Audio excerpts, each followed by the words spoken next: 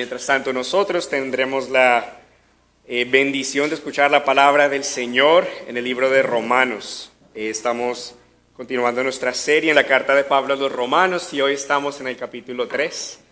Entonces, por favor, les pido que abran sus Biblias en Romanos 3, pero antes de comenzar a escudriñar el texto, les pido que oremos para que le pidamos al Señor que nos ilumine y nos guíe en su palabra. Entonces, oremos.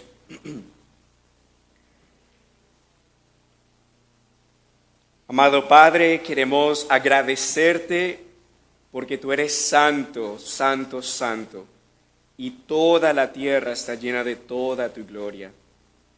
Queremos alabarte, Señor, porque tú eres digno y porque Jesús es el único digno que puede presentarse ante ti y puede salvarnos y representarnos por su muerte en la cruz y su resurrección. Señor, te pedimos que nos enseñes de tu palabra, que nos edifiques y es que nos permitas amarte más, conocerte más, porque solo tú eres digno, Señor. Queremos adorarte y amarte. Guíanos, enséñanos y permítenos entender lo que tú tienes para tu iglesia hoy. En el nombre de Jesús. Amén. Amén. Bueno, como hemos dicho, continuamos hoy nuestro estudio en la carta de Pablo a los Romanos. Y hemos visto desde las semanas pasadas que Pablo nos ha demostrado con bastantes argumentos que toda la humanidad está bajo el pecado. Desde Romanos 1:18 hasta Romanos 3:20, Pablo nos ha demostrado que todos, judíos y no judíos, son pecadores y no pueden relacionarse con Dios por medio de la ley de Dios. Entonces, como si la audiencia de Pablo estuviera en una corte, Pablo presenta los cargos de su culpabilidad en quebrantar la ley de Dios ante el juez supremo. Es como si se nos llamara a una corte y se nos dijera de esto y de esto y de esto y de todo eso ustedes son culpables. Por ejemplo, ya hemos visto en Romanos 1:21 que Pablo, hablándole a los gentiles, es decir, a los no judíos, les dice que, Romanos 1:21, que a pesar de haber conocido a Dios, no lo glorificaron como a Dios, ni le dieron gracias, sino que se envanecieron en sus razonamientos y su necio corazón se llenó de oscuridad. Entonces, a pesar de que el hombre ha tenido la revelación general de Dios y puede ver por la creación que hay un Dios que existe y un Dios que debemos honrar y amar y buscar, el hombre no ha hecho eso, sino que por el contrario se ha alejado y ha querido hacer dioses a su propia conveniencia. En el versículo 25 dice que ellos cambiaron la verdad de Dios por la mentira y honraron y dieron culto a las criaturas antes que al Creador, el cual es bendito por los siglos. Amén. Entonces los gentiles son culpables de haber quebrantado la ley de Dios porque aún teniéndola escrita en su corazón, reconociendo lo que es bueno y agradable a Dios, tampoco han obedecido esa ley moral en el corazón. Y ahora la audiencia de Pablo, que incluía creyentes judíos y no judíos, pudieran también decir, eso está bien, los gentiles no tuvieron la ley, está bien que Dios los condene, pero nosotros somos el pueblo de Dios, nosotros hemos recibido la ley, la circuncisión, y por lo tanto estamos bien con Dios porque somos el pueblo. Pero Pablo también les habla a los judíos en Romanos 2:21 al 25 para mostrarles que ellos también son pecadores.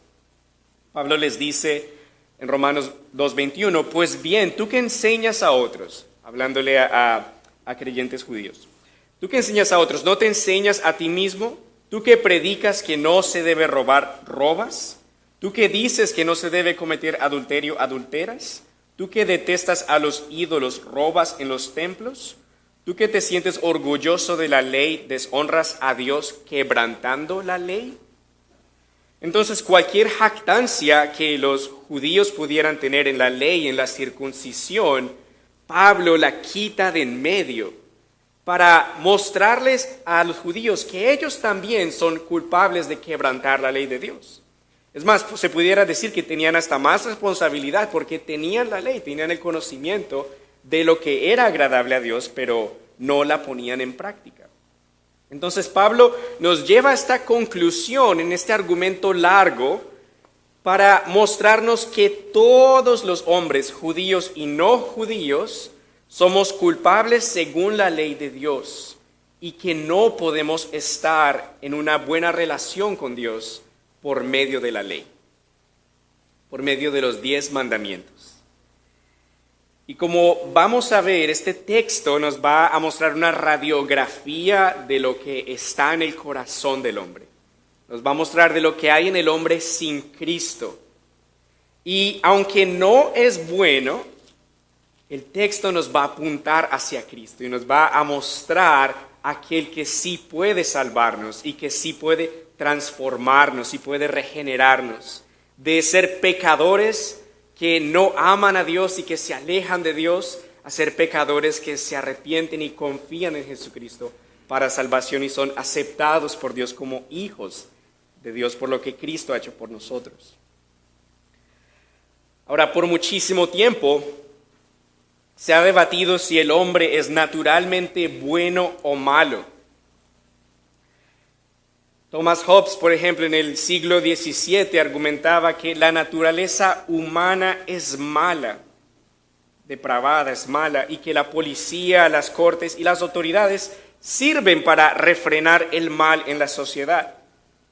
Otros filósofos como Jean-Jacques Rousseau han argumentado que el hombre es naturalmente bueno y que si se le dejara solo, el hombre solo se preocuparía por proveer para sus necesidades más básicas como la comida y el estar seguro, pero que es la sociedad lo que rompe. Algunos psicólogos y consejeros dicen que no somos malos, sino que solo tenemos que tener una mejor imagen de nosotros mismos.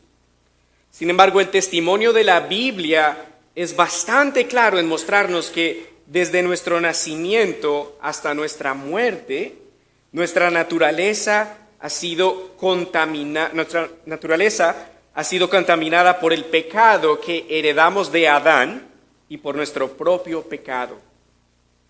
Y esto es importante reconocerlo porque es el primer paso que nos muestra nuestra necesidad de un Salvador.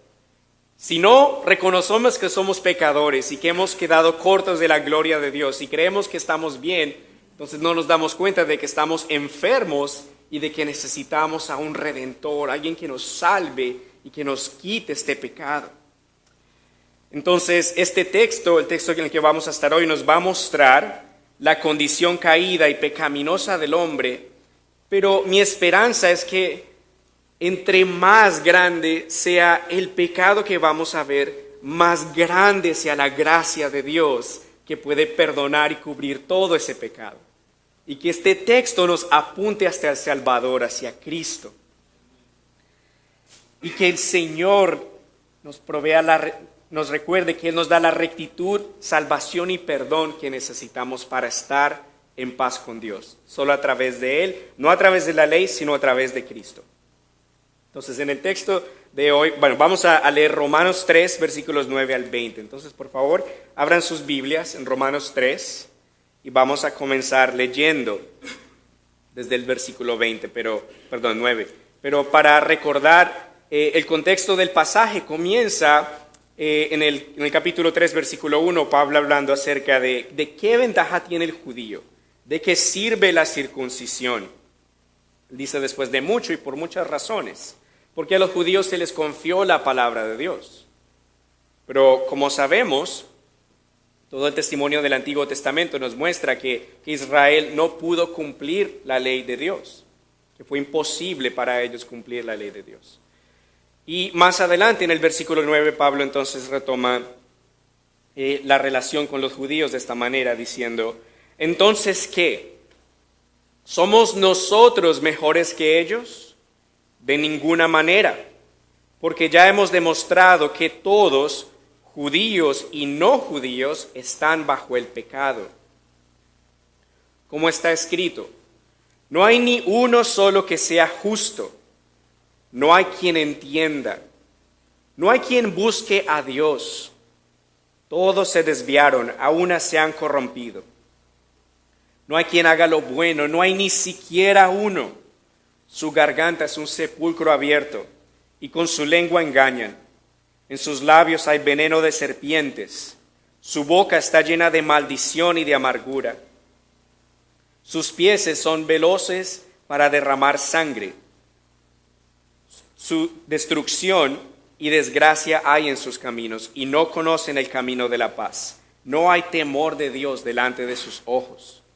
Pero sabemos que todo lo que dice la ley se lo dice a los que están bajo la ley, para que todos callen y caigan bajo el juicio de Dios, ya que nadie será justificado delante de Dios por hacer las cosas que la ley exige, pues la ley sirve para reconocer el pecado.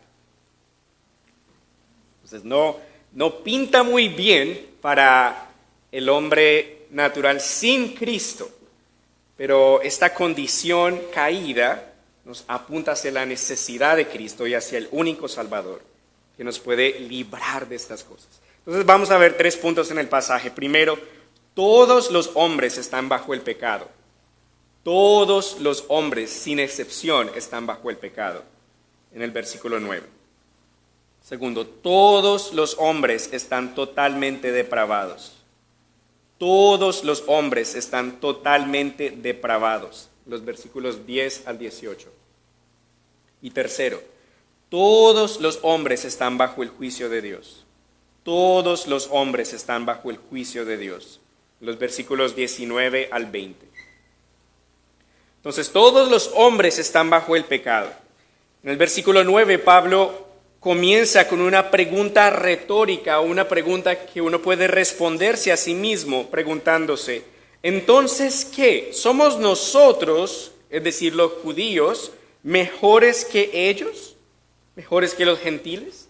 Bueno, sabemos que los judíos tenían la bendición de haber recibido la palabra de Dios, que ellos habían recibido los 10 mandamientos, que Dios le había dado un tabernáculo para que ellos pudieran reunirse con Dios y pudieran tener sacerdotes que intercedían con ellos. Por ellos el Señor les envió profetas para que esos profetas les hablaran de parte de Dios a ellos.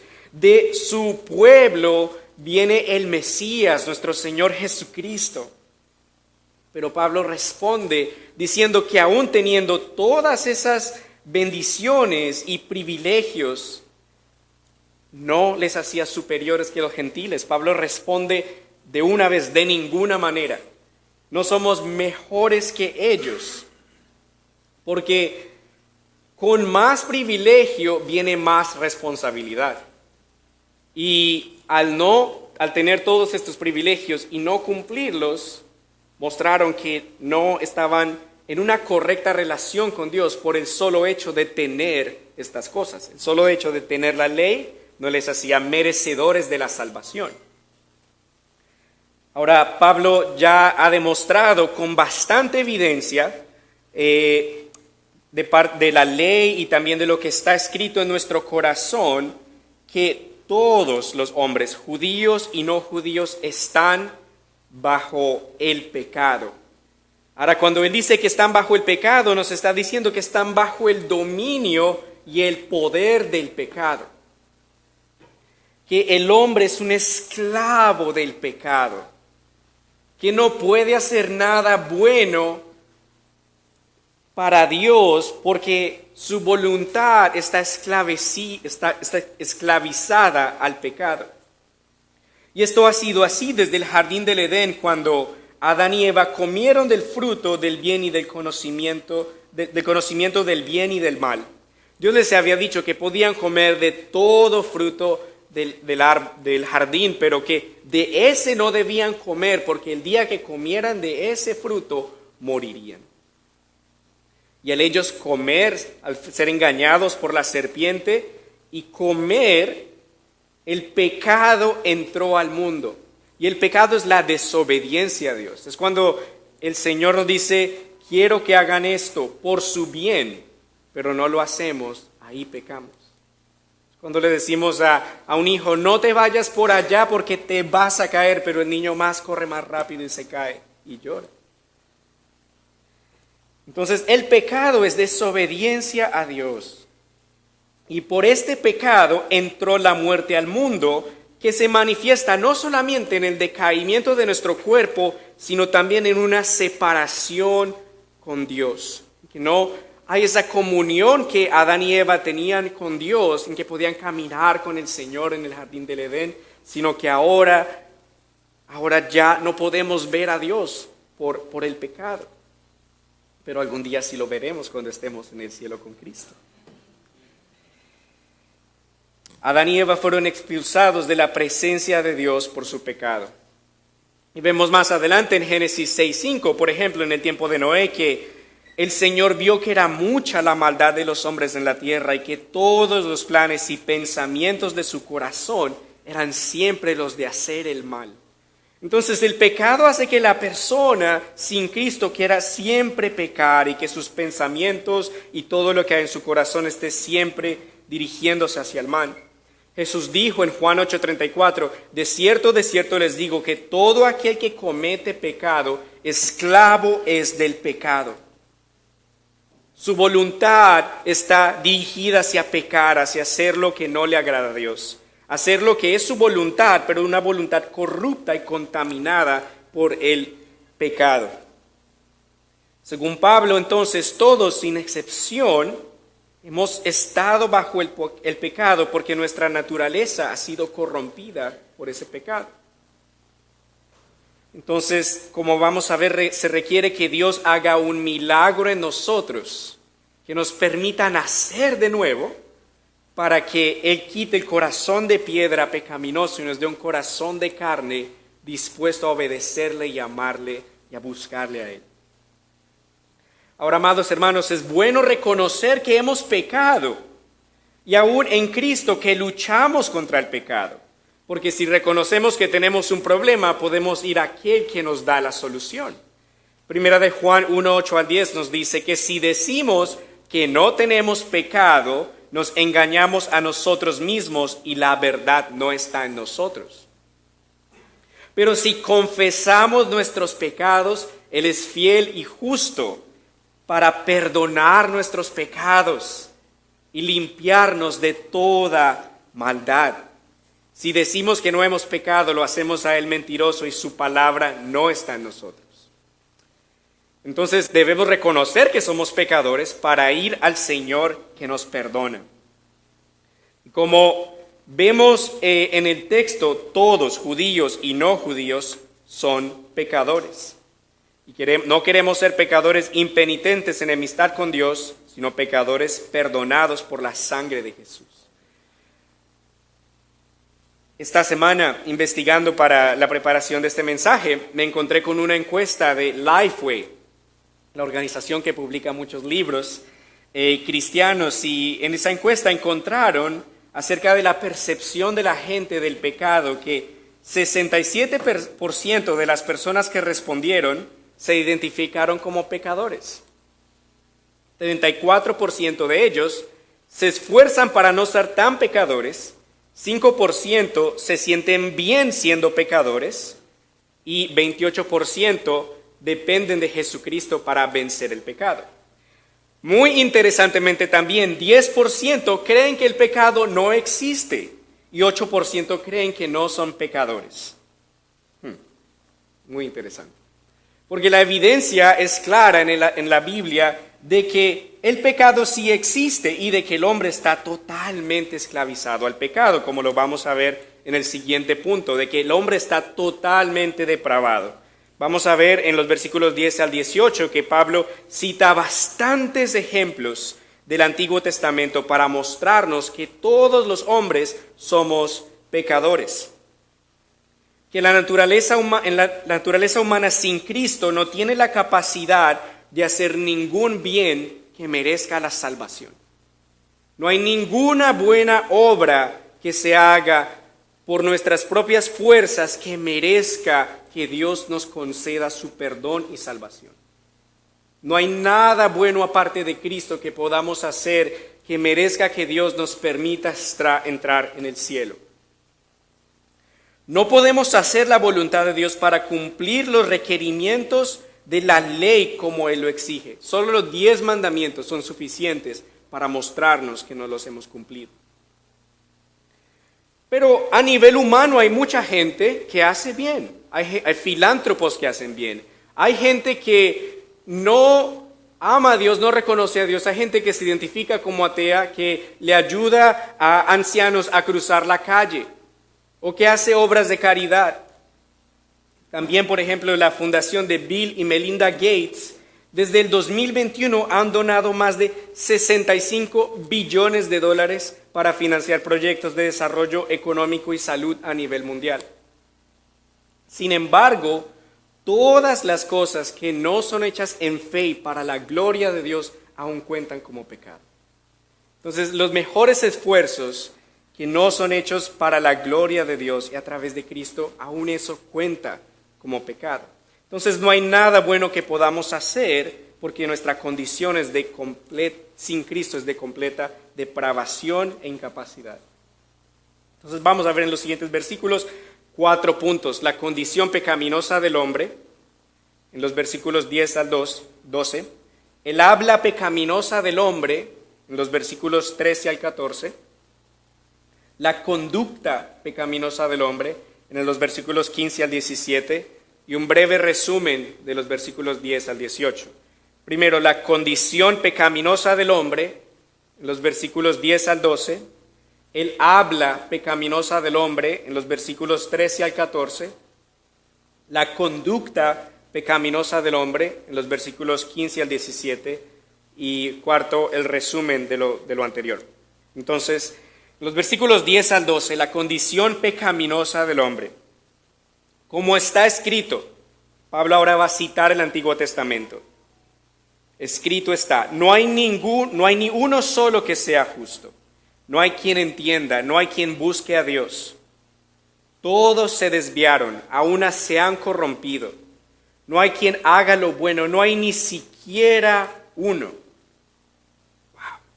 Es como si Dios desde el cielo mirara y buscara y viera, hay uno, pero no hay ni siquiera uno en toda la tierra. No encuentro ni siquiera uno aparte de Cristo que sea justo. ¿Dónde? No lo encuentro, no hay ni siquiera uno. No hay uno que sea justo. Es decir, que no hay nadie que tenga la rectitud moral que Dios requiere. Porque Dios es santo, Él no tolera el pecado y no podemos estar delante de Él con nuestro pecado, sino que Él requiere perfección y justicia. Cuando Moisés, por ejemplo, estaba en el monte y le hablaba a Dios y le decía, muéstrame tu gloria, yo quiero verte. El Señor le decía, te esconderé en una roca y pasaré y solo te dejaré ver mi espalda, porque nadie puede ver mi rostro y vivir. Porque Dios es santo, la presencia del pecado no puede estar en la presencia de Él, porque puede extinguir al pecador con su santidad. El texto nos dice que no hay nadie que sea perfectamente moral, que sea perfectamente justo, aparte de nuestro Señor Jesucristo. Santiago 2:10 nos dice que si hemos fallado en tan solo un mandamiento de la ley, es como si hubiéramos quebrantado toda la ley. Por lo tanto, no hay nadie que pueda decir, yo soy tan bueno que he obedecido todos los mandamientos, yo soy justo. El texto también nos dice que no hay nadie que entienda, no hay nadie que pueda discernir las cosas de Dios, la palabra de Dios, sin que Dios le permita entender, sin que Dios le ilumine el entendimiento y le permita entender y creer. El hombre natural sin Cristo no puede entender la palabra de Dios porque requiere que Dios ilumine su corazón para que pueda entender. Primera de Corintios 2:14 dice, pero el hombre natural no percibe las cosas que son del Espíritu de Dios porque para él son una locura y tampoco las puede entender porque tienen que discernirse espiritualmente. Requiere que Dios nos permita nacer de nuevo para entender lo que Él nos quiere decir y para creer. No hay nadie quien busque a Dios. Nadie por su propia iniciativa puede buscar a Dios, porque la voluntad del hombre pecador sin Cristo está dirigida hacia el pecado y lejos de Dios. Eso también explica por qué luchamos contra nuestra carne para poner a Dios primero, para darle a Dios el lugar supremo en nuestras vidas. Porque naturalmente no queremos buscar a Dios. El hombre natural no busca acercarse a Dios, sino que es Dios quien toma en su amor y misericordia la iniciativa de buscarnos a nosotros. Por eso 1 Juan 4:19 dice que nosotros lo amamos a Él porque Él nos amó primero. Él nos buscó a nosotros primero. Nadie puede decir que yo busqué a Dios porque yo quiero todo tener que ver con Dios. Solo Jesús buscó completamente a Dios. Cada milésima de segundo, solo Jesús amó a Dios con toda su alma, con toda su mente y con todo su corazón. Pero nosotros naturalmente, como dice más adelante, nos desviamos. Dice que todos se desviaron, a una se han corrompido. Pablo citando a propósito en estos versículos que ustedes ven indentados hacia la derecha, muestra que es una poesía, es decir, que son textos sacados de los salmos, particularmente Salmos 10, 5, 14, 36, 53 y también Isaías 59. Entonces, este pasaje donde dice que todos se desviaron y que aún se han corrompido, hace alusión también a lo que dice Isaías 53, 6, que todos perderemos el rumbo como ovejas y cada uno tomará su propio camino. Entonces, en nuestra condición natural, somos como ovejas que se pierden en el camino y que se alejan de su pastor.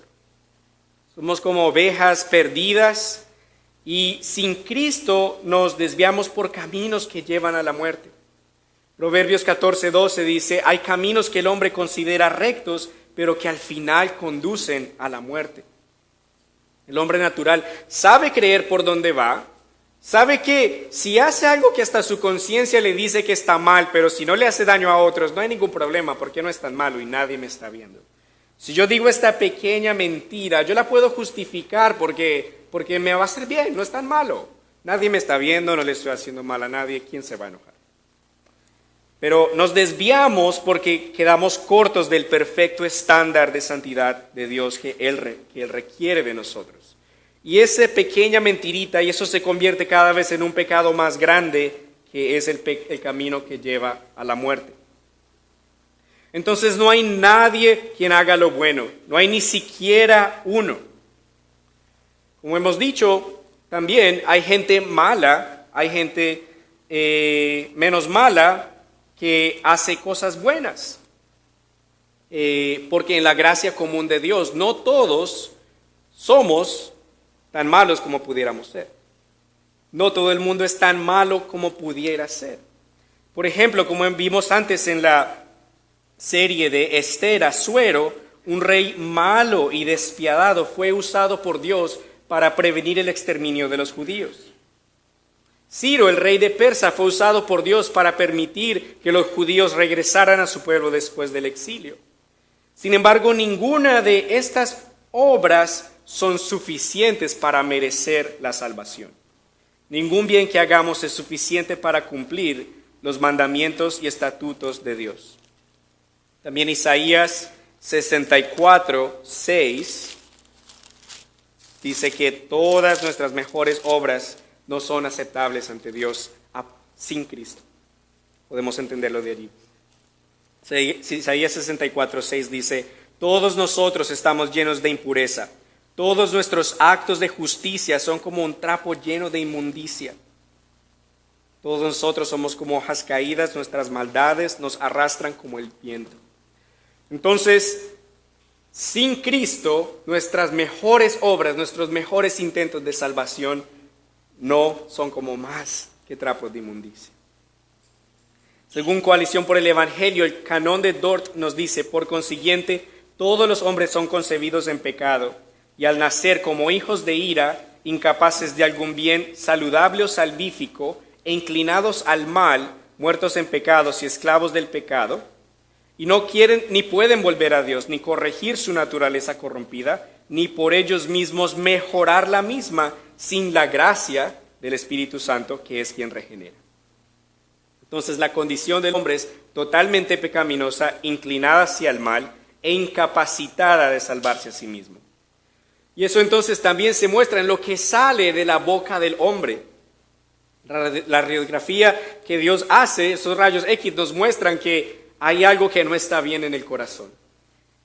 Y de lo que hay en el corazón, como Jesús dijo en Mateo 12:34, de la abundancia del corazón habla la boca. Entonces, de lo que hay en el corazón va a salir algo que va saliendo de la boca. En el versículo 13 y 14 dice, cerca del hombre natural sin Cristo, su garganta es un sepulcro abierto y con su lengua engañan. En sus labios hay veneno de serpientes. Su boca está llena de maldición y amargura. Wow, no es muy bueno. Esto no es bueno. Su garganta es un sepulcro abierto. No queremos ni siquiera imaginarnos lo que se ve, cómo se ve un sepulcro abierto, cómo huele. Y no es por mal aliento que Pablo dice que tiene que sus gargantas como un sepulcro abierto, sino es por lo que hay en su corazón. Jesús dijo en Marcos 7:21 al 23, porque de adentro del corazón humano salen los malvados pensamientos, la inmoralidad sexual, los robos, los homicidios, los adulterios, las avaricias, las maldades, el engaño, la lujuria, la envidia, la calumnia, la soberbia y la insensatez.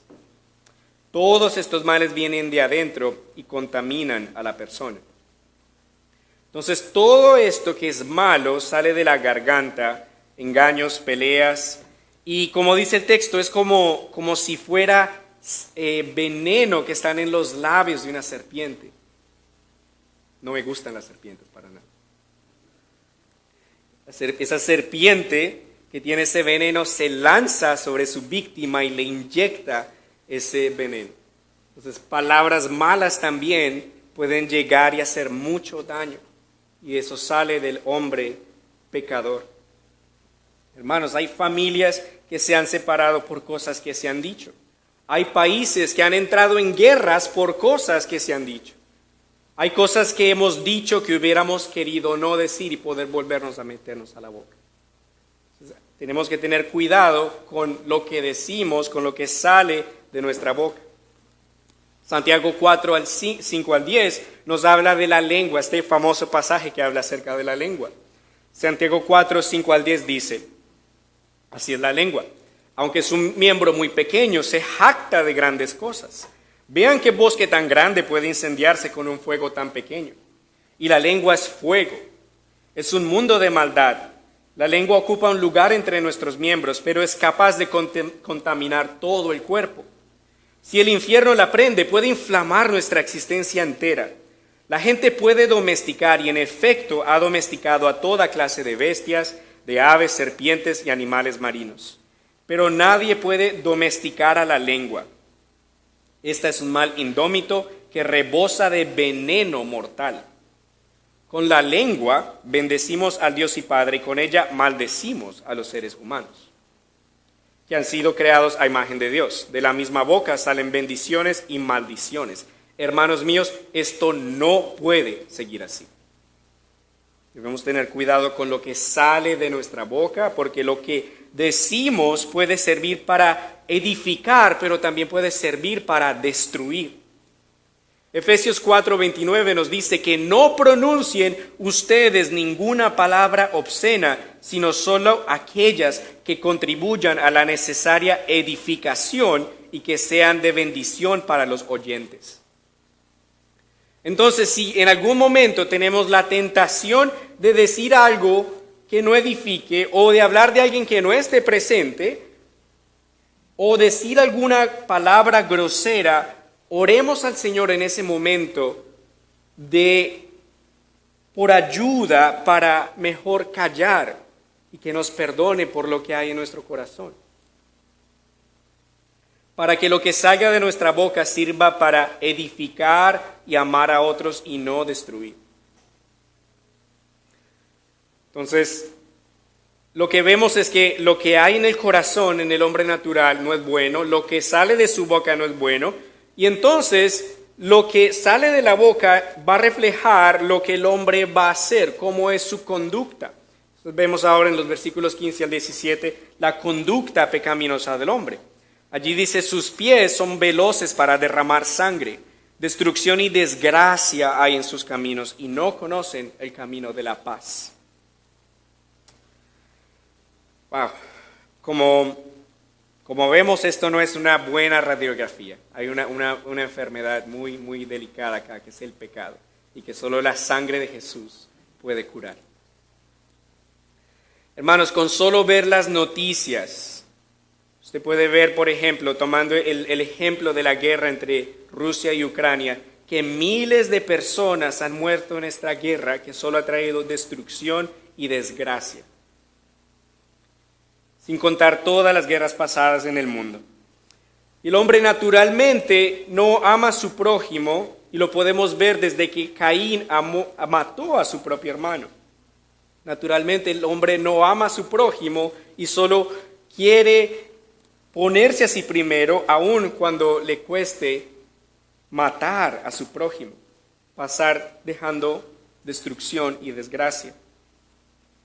Pareciera que en la historia de la humanidad, aparte de Cristo, no ha habido tiempo en que no haya conflictos entre naciones y dentro de naciones, entre familias, y que haya una paz verdadera en el mundo por la conducta pecaminosa del hombre. Entonces no pinta muy bien esto, y como vemos ahora en el versículo 18, todo se resume en que no hay temor de Dios delante de los ojos del hombre. No hay temor de Dios delante de sus ojos. Es decir, que no hay respeto por Dios. Cuando hablamos de temor de Dios, no estamos hablando de que tú tienes que tener pavor de Dios o que tienes que esconderte en una cueva de Dios, sino que tienes que honrarlo, tienes que respetarlo, tienes que glorificarlo, darle gracias, porque Él es quien te dio vida, porque Él es quien es el Señor, la autoridad sobre todas las cosas. Tienes que reconocer a Jesucristo, como vamos a ver. Pero porque no hay temor de Dios delante de sus ojos, no hay tampoco sabiduría. Porque Proverbios 1:7 nos dice que el temor de Dios es el principio de toda la sabiduría. Entonces, si el hombre no teme a Dios, vive prácticamente como si Dios no existiera. Aunque el hombre sabe en su interior que Dios existe porque tiene la ley de Dios en su corazón, es como si lo bloqueara de su pensamiento y dijera, yo quiero hacer lo que yo quiera y yo por eso me dirijo según mi propia ley, y por eso es que el hombre hace estas cosas, porque no teme a Dios. Entonces el hombre no está en una buena situación porque no puede salvarse a sí mismo, no puede hacer nada bueno que le agrade a Dios, y toda su conducta está completamente dirigida hacia el pecado. Entonces es claro en esta corte divina, en este juzgado, en el que Pablo está mostrando estos cargos, que todos los hombres son culpables, que no hay ni uno que sea justo aparte de Cristo. Entonces en los versículos 19 al 20, Pablo nos va a mostrar que todos están bajo el juicio de Dios.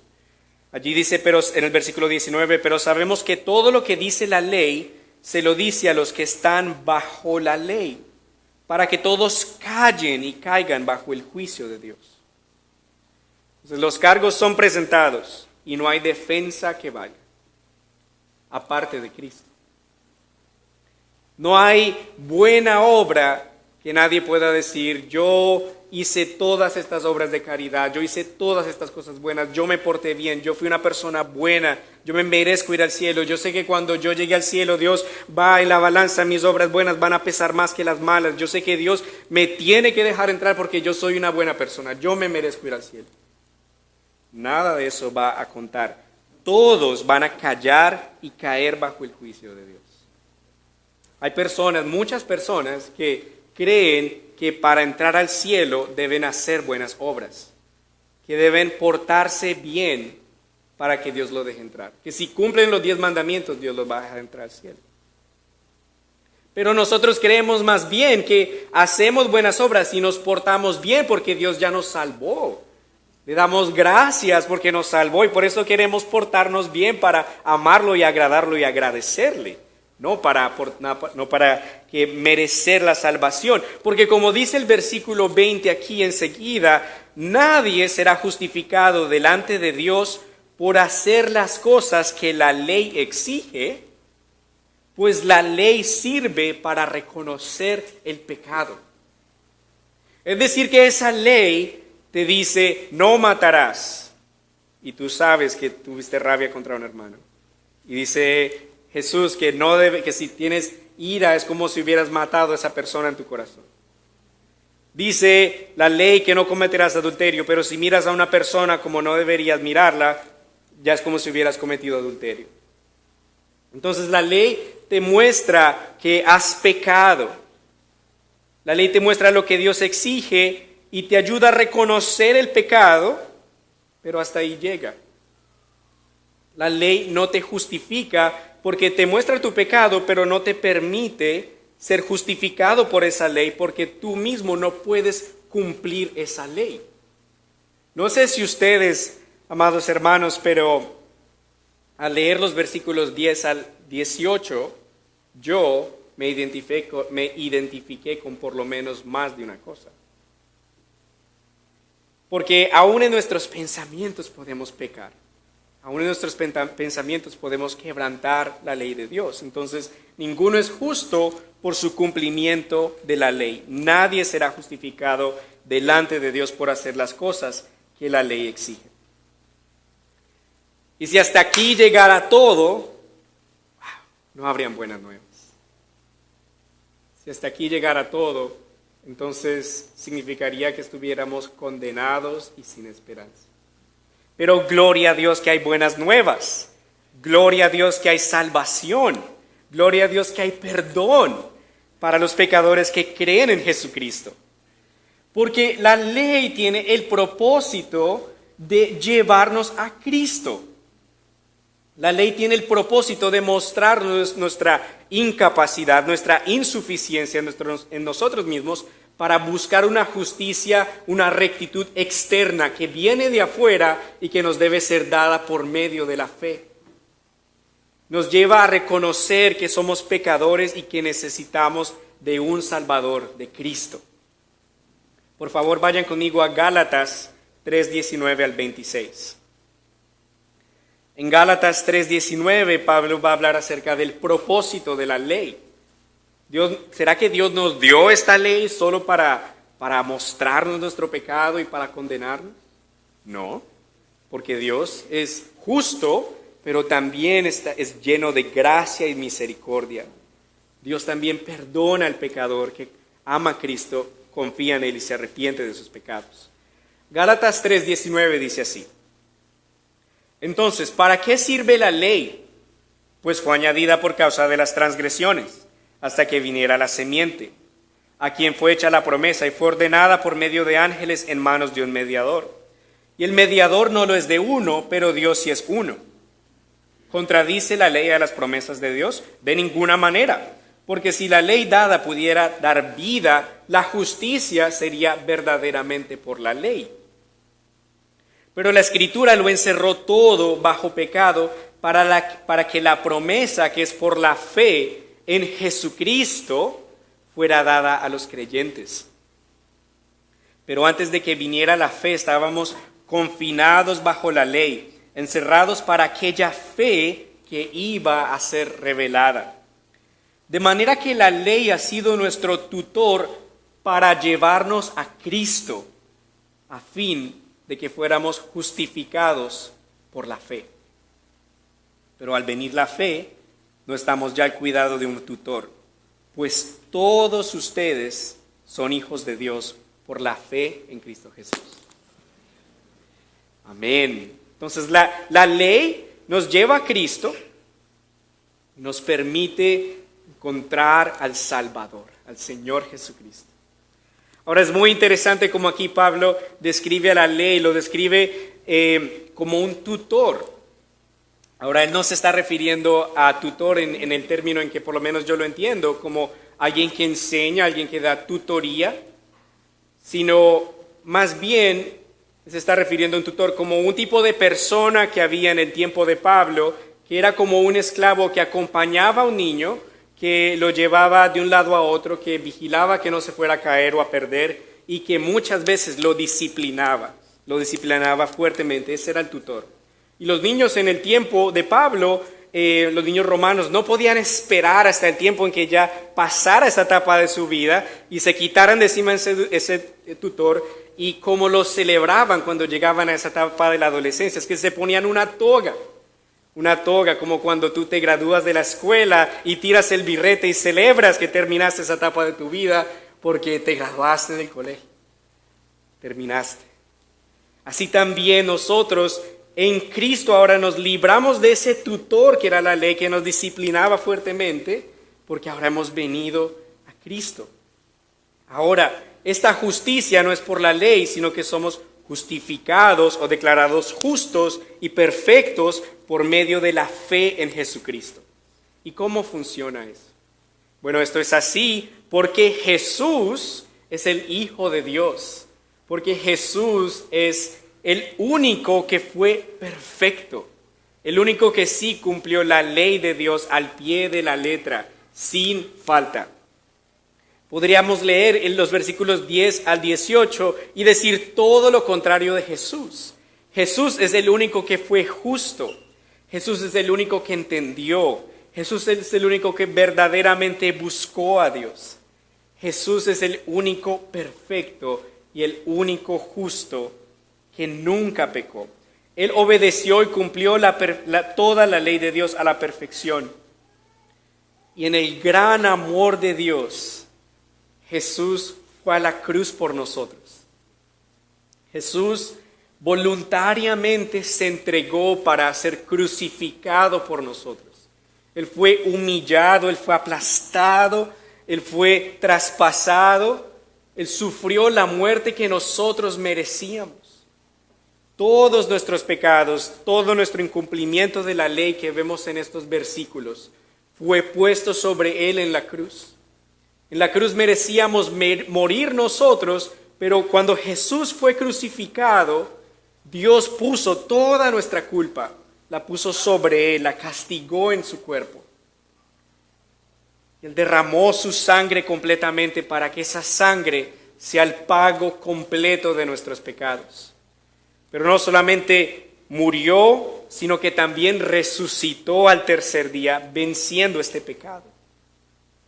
Para que por la fe en Él, nuestros pecados sean perdonados, y seamos justificados, no entonces por esta ley, que es imposible para cumplir de nosotros, sino que seamos justificados por la perfecta vida de Jesucristo, para que su perfección nos sea dada a nosotros como un regalo por la fe, y su perfecta rectitud, sus obras perfectas cuenten como las nuestras. ¡Qué glorioso intercambio! Solo Él pudo hacer esto por nosotros. Solo Él pudo salvarnos en que absorbió nuestro pecado, lo pagó y nos dio su justicia completamente. Así que en Jesucristo somos justificados.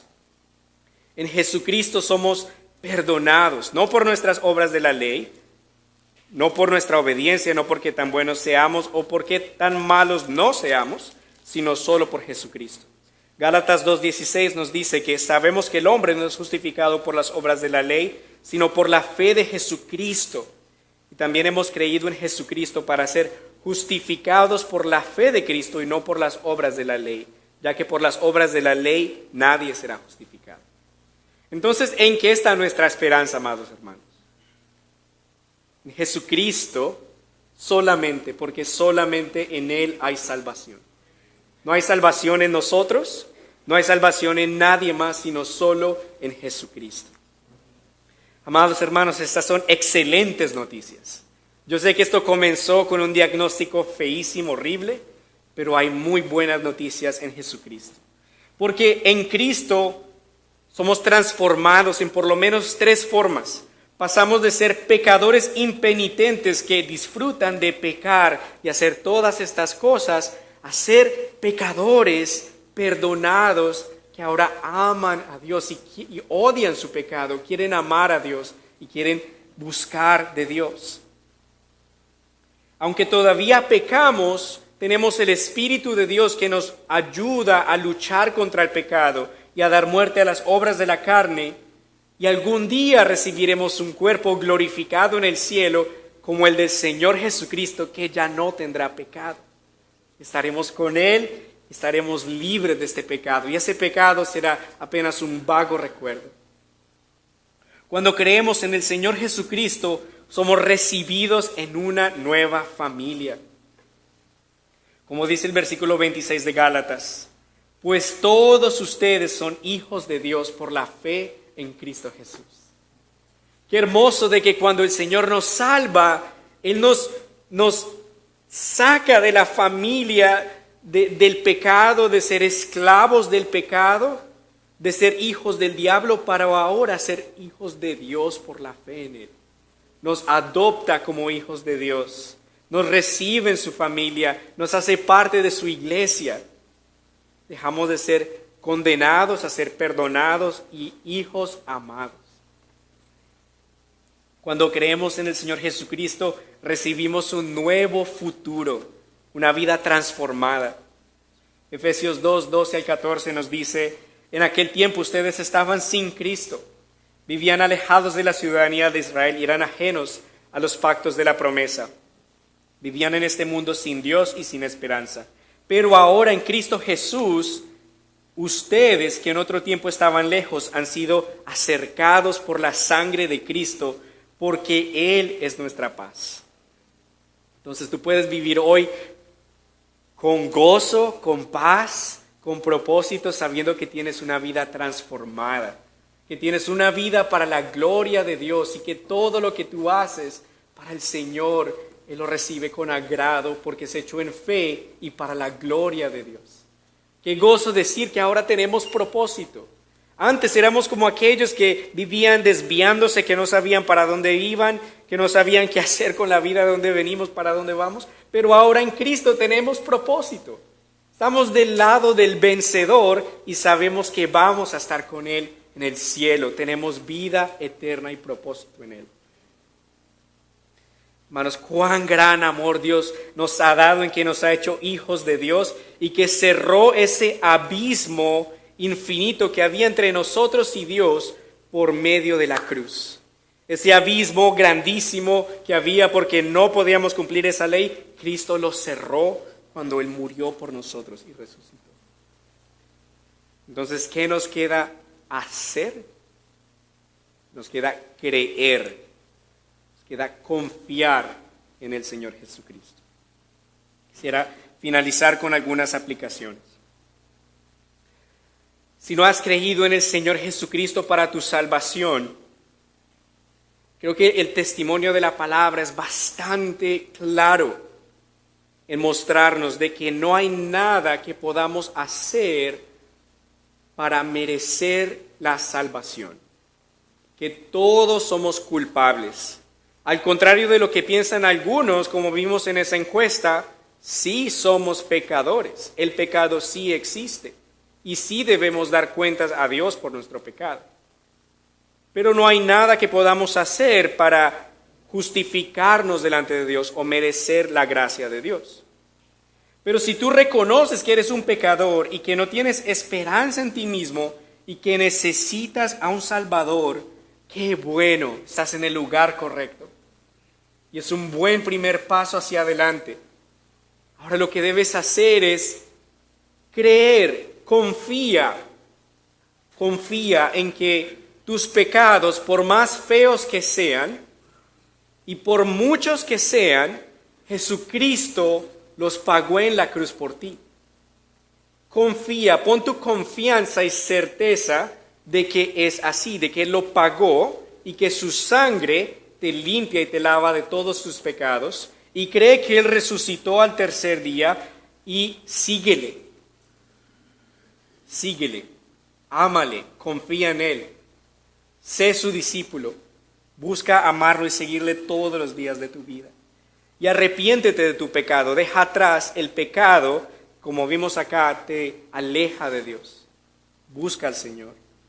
Si tú quieres conversar más acerca de cómo creer y de qué significa todo esto, nos encantaría hablar contigo. Puedes hablar con la persona que te invitó, puedes hablar con alguno de nosotros y cada miembro de esta iglesia puede explicarte el Evangelio. Con mucho gusto lo haremos. Ahora, si tú has creído en Cristo, amado hermano y hermana, espero que nuestra incapacidad de cumplir la ley de Dios por nosotros mismos nos motive a alabar más al Señor por su salvación, porque es dada por gracia y es inmerecida. Yo me di cuenta, me recordó el Señor que no puedo hacer nada por mi propia cuenta que agrade a Dios aparte de Cristo. Que no hubiera podido yo nunca alcanzar la perfección de Dios yo mismo. Y entre más grande es el pecado, entonces más gloriosa es la gracia, porque es más grande el perdón que Dios nos dio, el perdón que Dios nos dio. Como cantamos, el Señor ha sido verdaderamente bueno. El Señor ha sido verdaderamente fiel. Él dio a su Hijo por nosotros. ¿Quién daría su vida por un pecador? Él dio su vida por nosotros en la cruz. Que eso nos motive a alabarle y agradecerle y a darle gracias por este glorioso regalo de la salvación. Efesios 2:8 nos dice que ciertamente la gracia de Dios los ha salvado por medio de la fe. Esto no nació de Dios, esto no nació de ustedes, sino que es un don de Dios. Que esta gracia inmerecida nos lleve a agradecerle y a alabarle y amarle. Hermanos, yo sé que también muchos de nosotros estamos pasando diversas pruebas.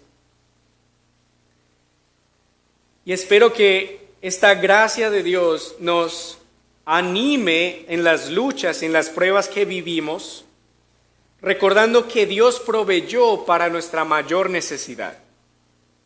Dios proveyó para la salvación de nuestra alma. Dios nos perdonó nuestro pecado. Nosotros no hubiéramos podido hacer eso por nosotros mismos, pero Dios lo hizo por nosotros. Romanos 8:32 dice que el que no escatimó ni a su propio Hijo, sino que lo entregó por todos nosotros, ¿cómo no nos dará también con Él todas las cosas? Entonces, si Dios proveyó para tu necesidad más grande, algo que nada en el mundo puede comprar, la sangre de Jesús, Dios proveerá para todo lo demás. Dios proveerá para toda necesidad. Él cuidará de sus hijos. Él no dejará de proveer para sus hijos. Es un Padre bueno y amoroso. Entonces, que el Evangelio y la gracia de Dios te ayude a recordar su misericordia por ti en tiempos pasados y te ayude a recordar que Él es fiel y te seguirá ayudando en el futuro. Que esa gracia y misericordia que Él ha tenido por ti te sostenga y te ayude a confiar en Él en la prueba. Amados hermanos, sabiendo la condición espiritual del hombre natural, la incapacidad del hombre de poder salvarse a sí mismo, debe motivarnos con amor, compasión y urgencia a predicar el Evangelio en esta comunidad y en todos los lugares donde Dios nos ha puesto. Aparte de Cristo no hay esperanza.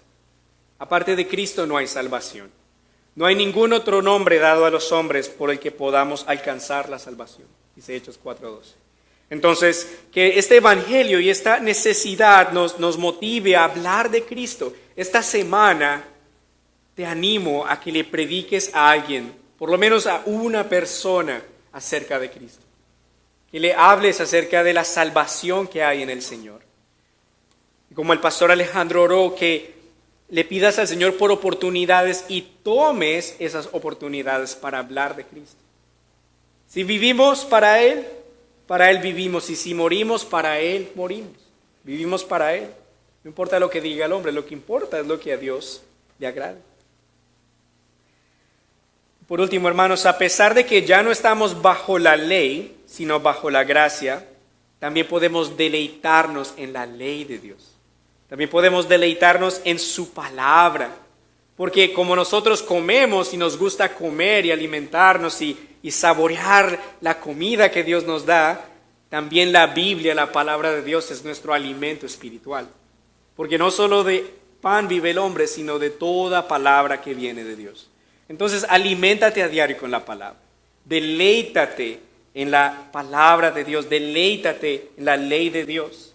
Salmos 1 al 2 dice, bienaventurado el hombre que no anda en compañía de malvados, ni se detiene a hablar con pecadores, ni se sienta a conversar con blasfemos, que por el contrario se deleita en la ley del Señor, y día y noche medita en ella. Ese hombre es como un árbol plantado junto a los arroyos.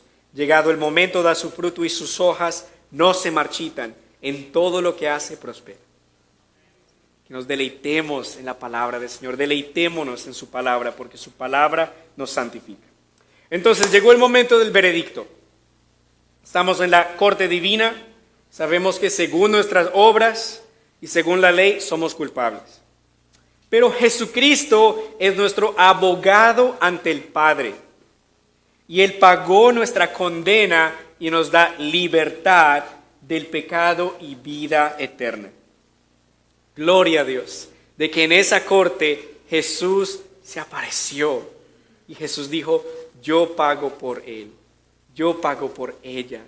Él es mío, yo lo salvé, ella es mía, yo lo perdoné y me pertenece a mí. Y él y ella son justificados, son perdonados, son amados. Y no son contados como culpables, sino como justos por la fe en mí.